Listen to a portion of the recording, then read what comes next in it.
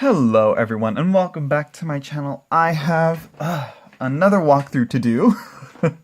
Again, I never readjust myself into a nice position before I start filming. But anyways, here we have the Moon Oracle by Caroline Smith and John Astrop.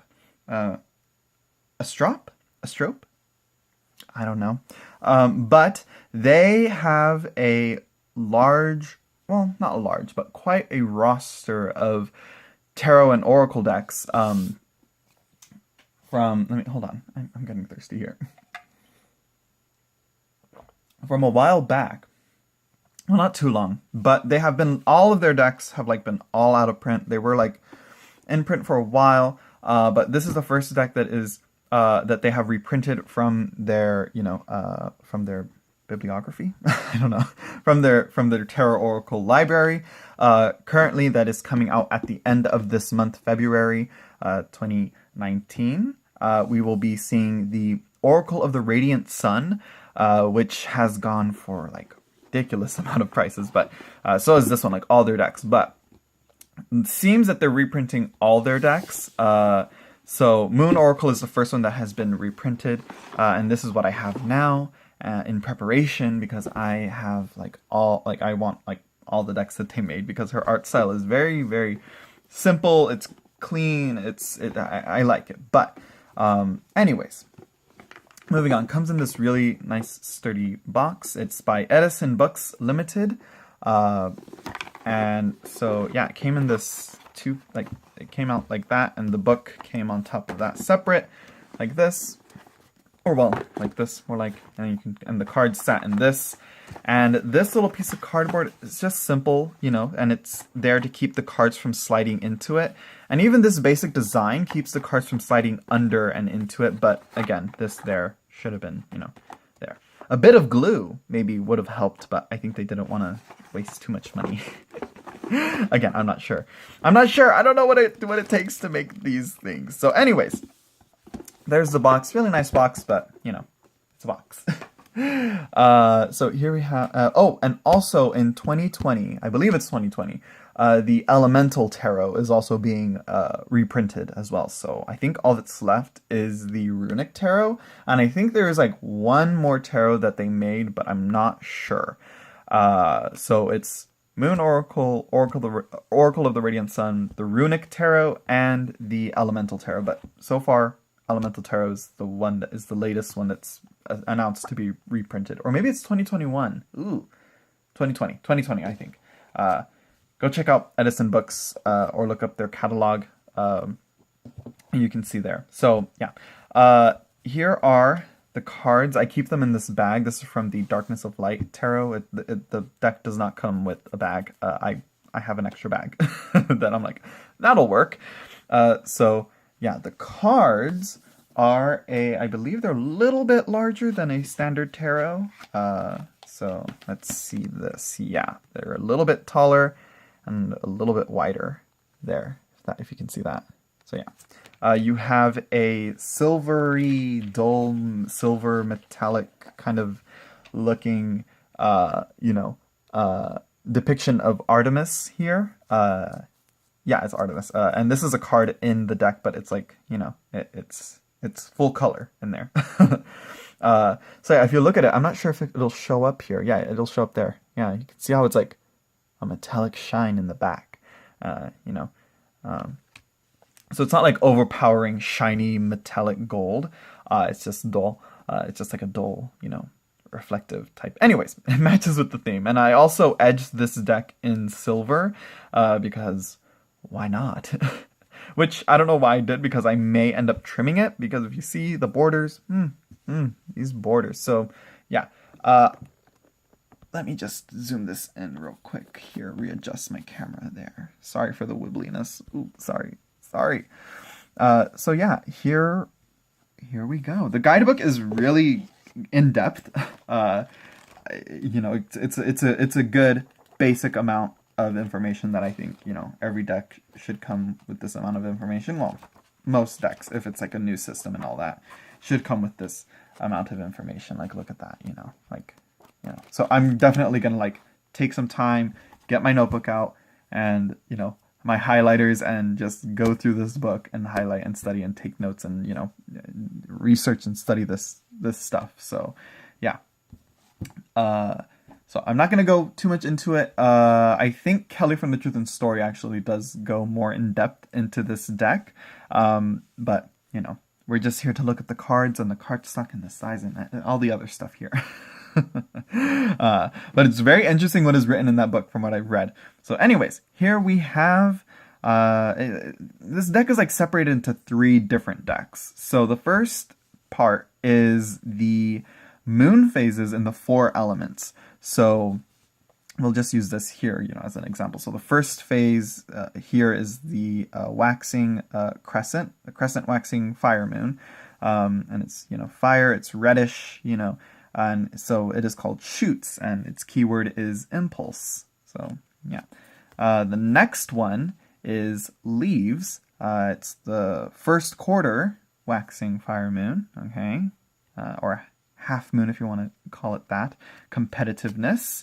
Here we have the gibbous waxing fire moon, which is called buds. Individuality. All right, and you can see like where you are, like in here, and also has the numbers, you know. And I do like how it's designed so that you can, if you wish, you could, you know, obviously, like I kind of do want to trim this white part off, but I don't want to ruin the backs. Or I could, you know, if you don't like keywords and you just want the phase and you have your own meaning to it and you feel like the keywords don't match, you can trim off up to here. If you feel like this is just too much and you just want this little square art piece, you can do that. You have options, you know. I do like that. I wish, you know, cards, if they, you know, if you're gonna put borders, you know, at least make it easy to trim, you know. I feel, you know, I don't know. It's probably unintentional, but I think it's, you know, if you're a trimmer, this might, you know, be a good exercise deck. You know, it's mass produced now. It's, you know, it's not like out of print or, you know, hard to find or indie, you know. So go at it, I'd say, you know. So here we have the full moon, which is the flower recognition. So I do like how it relates to like the growth of the plant reproductive system. So it's like the buds to the flower to the fruit and the seeds. I think that's the last one. I could be wrong, unless it's the next to last one. Anyways, here we have disseminating waning fire moon, which is fruit. And we have the last quarter, which is fall, opposition. And here we have balsamic is the seeds. I'm like, balsamic, ain't that a dressing? But I'm pretty sure there's more meaning to balsamic. Here we have the black moon. I do love the look of like the design here, and the art style reminds me of, here I have it here in this drawer. Here it is. I could be wrong. Like, watch me like pull this deck out and get like completely wrong as to like its similarities to art style. Yeah, it kind of is very similar. Yeah, it is. It's very similar to a Curious Oracle by Holly Defant. I believe it's available right now, or it's going to be available, or I think. I don't know. But if you look, like her art style, it reminds me a lot of it. Well, some cards like this, you know, and then that, and that, you know. That, you know, you see what I mean? You know, it reminds me a lot of that. So I may use them together. I do like to try and use decks with similar art styles and designs together.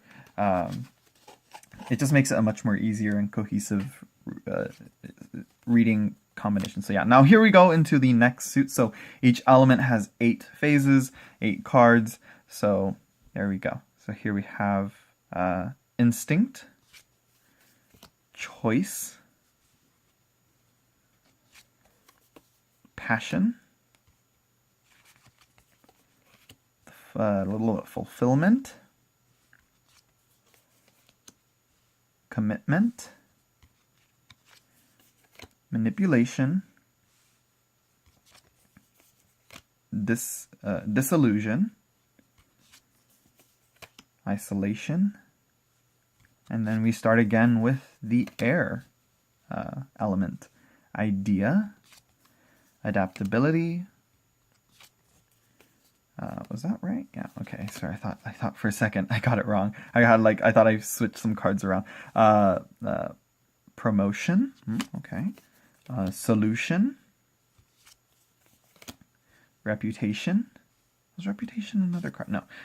Challenge. Oh. Okay. Concession. I thought like 2 cards were stuck together. Revision. And then here we have the ace. I want to call it the ace because it's the 1, but no, it's the first card in the earth element. Investment. Stability. Ambition. Achievement. Responsibility. Principles. Negotiation, and economy. So yeah, very earthy, money, materialistic. So there we go with the earth. Anyways, so yeah, there's that's like the first mini deck in this deck of 3 decks, if that makes sense. So the second part is the goddesses. And this also kind of makes me want to work this deck when I'm willing to and start getting down to working with Tarot of the Crone. I'd probably want to work with this deck with that deck as well. So yeah, here we have Artemis, which I mentioned before is the back of the cards. So yeah. Then we have Venus for Taurus. And it also, okay, so it has, I want to say these are the white moons. I could be wrong. I could be wrong as to what these are. Let me, why don't I just check in the guidebook, huh? Okay, so they are split into white goddesses, red goddesses, and black goddesses. The black goddesses are associated to rebirth and death. The white goddesses are to creation, right? Yeah, white moon to creation, yeah. And then the red goddesses are to preservation. And also, going through this guidebook, I just noticed that she does start with Pisces, actually, not with not with the Aries card. Which I'm like, I wonder if they put that Pisces there so that it could be like the end and the start. But no. Anyways, here we have Ishtar instead. Yeah, for Pisces, that's start. Then Artemis. Then Venus with Taurus. Then we have it's Athena, but with the E. Is that still pronounced Athena or Athene, perhaps? You know, with Gemini. Here we have Hera. Isis. I do like how it's different goddesses from different cultures, but I think a majority of them are, I think for a majority they're Mediterranean around there. So yeah, here we have Leo with Isis. Gaia for Libra. Yeah. Okay. Okay, is it Demeter or is it Demeter? I don't know. Demeter, I think. Yeah. For Virgo. Lilith for Scorpio. Yeah. Kali, Sagittarius. And Hecate for Capricorn. And for Aquarius, Freya. So you get some Norse, well, one Norse so far. Was there any other Norse goddesses? A lot of Greek Roman goddesses. You got Indian with Kali, Mesopotamian, Sumerian with Lilith, and who else was it? And I'm not sure who else is there. Oh, Ishtar. Yeah, Ishtar. And so, yeah. But she seems to flip-flop between, like, Venus with that and then Athene, which, you know, because Venus is the Roman name for Aphrodite, which is Greek. I wonder. I'll have to look into that. Anyways, then we have the Moon Mansion cards, which I'm assuming relates kind of to the solar astrological based, system of where you have the 36 deacons. I need to sit down. I forgot to look up how to pronounce that. But where that is solar based, we have the moon mansions here, which is, like 0 degrees to 21.51 degrees of Aries, and then Mars and the sun is ruled by that. I don't know, So it's like the moon is in Aries right now, it's I'm not familiar with this system, and even the basic astrology system I'm not quite familiar with. But if you can completely ignore these, and look into these later, and just use the keywords and what's going on in the cards. So here we have Volcano, the Musician, Palace. Here we have Stone. So now we have Taurus there. Then we have the Wheel, Bridge, Visitor. And you see that she also adds in, well, I say she because it's Caroline Smith, but it's Caroline Smith and John Astroff.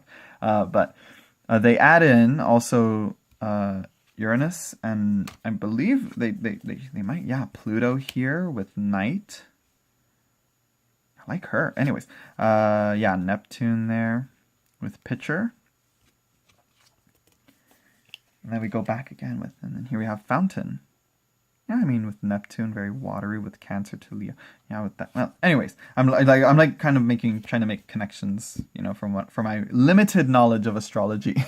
Here we have Fortuna, the Fall, Altar, very magician-like with the 3 items here. Platonic solids? Well, we'll call them like the 3 tools here of this magician right here. Here we have the Scepter. Yeah. Very Egyptian-looking. A Bouquet. The Door. So I guess you could split this set of cards away and have them as like a Lenormand type thing going on. So, the Sword, we have Sacrifice. So, Lenormand is much more like, the Sword or, the Door. It's not so much sacrifice. It's, something, it's a tool or an item or something that represents a sacrifice, So here we have the 2 paths, very Lenormand-like. Here we have Precipice. Okay, very almost like the Fool. A Duel, Wrestling. Probably one of the most masculine of the cards here. Here we have the Wedding. Confession. Spilling Tea. Here we have the Mask. Rebel. Prisoner. Guru. You can see the yin yang here. The Sleeper. And that is the last card. That's 28. There's 28 moon mansions. So yeah, and then so anyways, there we go. Let's see how these shuffle. So this is how they shuffle upside down. They shuffle much better upside down for me. I think again it's how the cards were cut that affected that. Well, it's an okay shuffle with the backs facing up, So it's an okay shuffle either way. Yeah, I like it. It's a very cardboardy type of deck, so it's not like the best, most amazing, nicest type of cardstock. It reminds me of the thick Llewellyn cardstock, but where the Llewellyn cardstock would chip and pieces would be would be chipped off. This one actually seems to be handling a shuffle real nice. I don't know why I'm shuffling them all together. People are actually using them as the 3 separate cards, as 3 separate decks. So you'll draw a moon phase, a goddess card, and then a mansion card. But I'm you know what? Let's just see. Let's just see what what it's like, with all the cards there. See what we'll get. Let's see what we'll get, you know. So let's see. I'm not gonna read into it, just gonna show what it looks like. You know. So yeah. A door, investment, and a picture. Interesting. So yeah.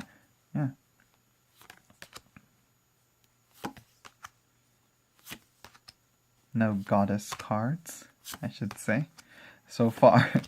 But I mean, they're the least numbered cards out of all of them. They could relate. The goddesses could relate to sort of like court cards, where the other ones could be, I don't know, not like majors, but I mean, there we go. Barely got one there. So yeah. Unless I did draw a few and I just didn't notice the goddesses that I drew. Anyways, so yeah, nice little oracle. Very happy to see that this is back. I can't wait for the Oracle of the Radiant Sun, which is actually going to be 84, right? 84, right? 7 times 12? Yeah, 84. So, yeah, just so that it could go with this one. And yeah, I can't wait to see the Elemental Tarot also reprinted. This is a very safe cardstock. It's not, you know, something to write home about, but, you know, like I said, I'm happy that the deck is even reprinted, and so we're not having to, you know, wait to see if there is a copy available, and then when there is, you know, to have like hundreds of dollars saved up for it. No, thank you. I will take this gladly as it is. So, yeah, there we go. I hope you all enjoyed. Let me know what you think. And I will see you all later. Bye-bye.